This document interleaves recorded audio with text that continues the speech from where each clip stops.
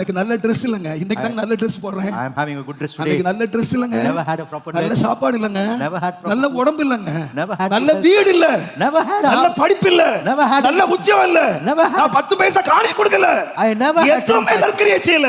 I had nothing. இயேசு என்னிலே அன்பு கூர்ந்தார். But Jesus loved me. இயேசு என்னில் அன்பு கூர்ந்தார். Jesus loved me. என்னை அழைத்தார். He called me. தம்முடைய பிள்ளையாக எனக்கு பெயர் சூட்டினார். He gave me his name. என்னை அவரோடு கூட உன்னதத்திலே உட்கார வைத்தார். He made me sit along with him in heavenly place. எப்படி மறப்பேன்? How can I forget அந்த that அன்பை love? எப்படி மறப்பேன்? How would I ever forget that love? தாய் என்னை மறந்தாலும், My mother may forget me. தகப்பன் என்னை My மறந்தாலும், father may forget அவர்கள் me. என்னை கைவிட்டாலும், Even they may forget me. இயேசுவின் அன்பு The என்னை love of கைவிடவே இல்லை. Would never ever என்னை forsake me. கைவிடவே இல்லை. Never forsook me. ஆகையால் தான் பவுல் சொன்னார், Therefore Paul says, அந்த அன்பை விட்டு என்னை பிரிக்கவே முடியாது. who can separate me from the love of Christ? பிரிக்கவே முடியாது. Who can separate me?